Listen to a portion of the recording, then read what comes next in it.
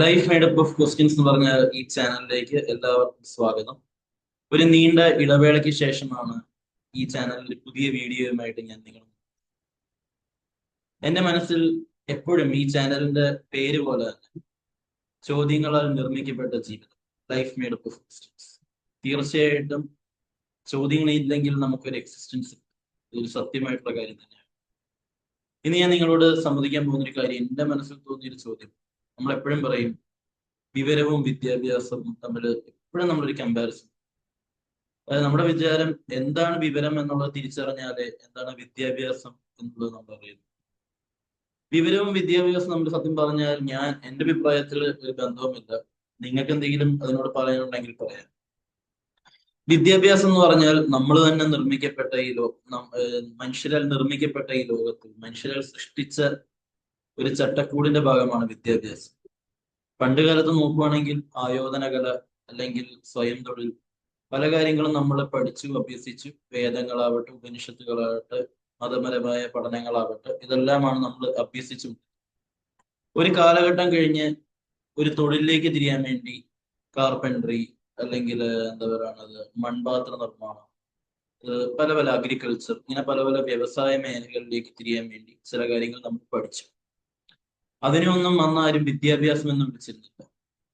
പിന്നെയാണ് നമ്മൾ ഒരു സ്ട്രക്ചറിലൂടെയുള്ള വിദ്യാഭ്യാസം, അതായത് ചില ഭാഷകൾ, കണക്കുകള്, കൂട്ടാൻ കുറയ്ക്കാൻ, പ്രാഥമിക വിദ്യാഭ്യാസം എന്ന് പറഞ്ഞ കോമൺ ആയിട്ട് ഒരു 10ാം ക്ലാസ് വരെയുള്ള വിദ്യാഭ്യാസ സിലബസ് നമ്മൾ ഫ്രെയിം ചെയ്യും. അതിനെ അടിസ്ഥാനമാക്കി ഗവൺമെന്റ് തലത്തിലും അല്ലാതെയുമുള്ള ജോലി സാധ്യതകൾ, മാസ ശമ്പളം കൊടുത്തുള്ള ജോലികളായി, അത് കഴിഞ്ഞ് ഉപരിപഠനങ്ങളായി, ഗ്രാജുവേഷൻ, പോസ്റ്റ് ഗ്രാജുവേഷൻ, അതിലപ്പുറം ഉള്ള ഗവേഷണങ്ങൾ, അങ്ങനെ പല മേഖലകളിലേക്ക് നമ്മുടെ വിദ്യാഭ്യാസം എന്നുള്ള പ്രക്രിയയെ നമ്മൾ തന്നെ ഇവോൾവ് ചെയ്തെടുക്കുന്നതാണ്. കാലഘട്ടങ്ങളനുസരിച്ച് മാറ്റങ്ങൾ ഉൾക്കൊണ്ട് ആ പ്രക്രിയ മാറി മാറിക്കൊണ്ടിരിക്കുകയാണ്. ഇന്നും വിദ്യാഭ്യാസ മേഖലയിൽ ഒരുപാട് മാറ്റങ്ങൾ അനിവാര്യം.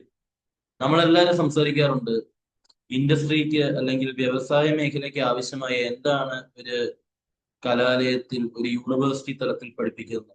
ഒരിക്കലും അവിടെ ഒരു ഗ്യാപ്പ് ഉണ്ടെന്ന് പറഞ്ഞാൽ പോലും, ഒരിക്കലും ഒരു യൂണിവേഴ്സിറ്റി തലത്തിലെ പഠനം എന്ന് പറഞ്ഞാൽ നമ്മളെപ്പോഴും നമ്മുടെ ബേസ് ആണ്, ഫണ്ടമെന്റൽസ് ആണ്. ആ ബേസ് സ്ട്രോങ് ആണെങ്കിൽ, അല്ലെങ്കിൽ അത് നമുക്കൊരു വിഷൻ തരുവാണ്. അത് കാണാപ്പാഠം പഠിക്കുകയല്ല, അത് മനസ്സിലാക്കി ചില കാര്യങ്ങൾ നമ്മൾ ഉൾക്കൊള്ളുകയാണെങ്കിൽ നമ്മളുടെ കണ്ണിലൂടെ നമുക്ക് കാണുന്ന വിഷൻ വളരെ ദൂരെ വ്യാപ്തകമായി നമുക്ക് അനലൈസ് ചെയ്യാൻ പറ്റും.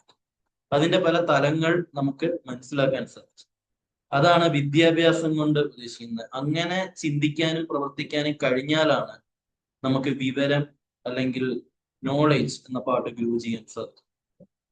ഒരു രീതിയിൽ വിദ്യാഭ്യാസവും വിവരവും തമ്മിൽ താരതമ്യം ചെയ്താൽ അങ്ങനെ നമുക്ക് പറയാം, രണ്ടും തമ്മിൽ സാമ്യതയുണ്ട്. പക്ഷെ ചില ആൾക്കാരുടെ കാര്യങ്ങൾ, അവർക്ക് ഒരുപാട് വിദ്യാഭ്യാസങ്ങളും പദവികളൊക്കെ ഉണ്ടാവും, പക്ഷെ അവർക്ക് എങ്ങനെയാണ് ആൾക്കാരോട് പെരുമാറേണ്ടതെന്ന് അറിയില്ല. അതുപോലെ അവർക്ക് നല്ല രീതിയിൽ ഒരു അപ്രോച്ചബിലിറ്റി ഉണ്ടാവില്ല. അവർ സമൂഹത്തിൽ ഒറ്റപ്പെട്ട് നിൽക്കുന്നു. അപ്പൊ അവരെടുക്കുന്ന ചില കാര്യങ്ങൾ, അപ്പൊ ചില ആൾക്കാർ പറയും ഇത്ര വിദ്യാഭ്യാസം ഉണ്ടായിട്ട് ഇവർക്ക് ഒരു വിവരമില്ലല്ലോ എന്ന് പറയാറുണ്ട് പല പല സാഹചര്യത്തിൽ. അതിന്റെ കാരണം എന്താന്ന് വെച്ചാൽ അവർക്ക് ഈ പറയുന്ന പോലെ ഈ തിയറിക്ക് അപ്പുറം അതിന്റെ ഒരു ആപ്ലിക്കേഷൻ, അതിന്റെ പല തലങ്ങളിലേക്കുള്ള സാധ്യതകളോ ഉൾക്കൊള്ളാനോ മനസ്സിലാക്കാനോ സംസാരിക്കാനോ അറിയാത്തതുകൊണ്ട്. കാരണം എവിടെയാണോ നമുക്ക് വിവേകം ഉണ്ടാകുന്നത് അവിടെ നമുക്ക് വിനയം ഉണ്ടാകും. കാരണം നമുക്ക് തിരിച്ചറിയാൻ സാധിക്കണം, ഇതൊന്നും എന്താ പറയുക, എല്ലാം ടെമ്പററി ആണ്. ഈ ലോകം എന്ന് പറഞ്ഞാൽ നമ്മൾ ഉൾപ്പെടെ ടെമ്പററി ആണ്. ഞാൻ നേരത്തെ പറഞ്ഞ പോലെ ചില കാര്യങ്ങൾക്കും ഉത്തരയില്ല, അടുത്തത് എന്തായിരിക്കും. നാളെ എന്ന ദിവസം നമ്മൾ പ്ലാൻ ചെയ്യുന്നത് നമുക്കറിയാം 24 hours ആണ്, അതിന് ഇന്ന ടൈം വെച്ച് നമ്മൾ പ്ലാൻ ചെയ്യും. പക്ഷെ അത് സംഭവിക്കുകയില്ലയോ എന്നുള്ളത് നാളെ നമുക്കറിയാം. നമുക്ക് പ്ലാൻ ചെയ്യുന്നതിന് തെറ്റൊന്നുമില്ല.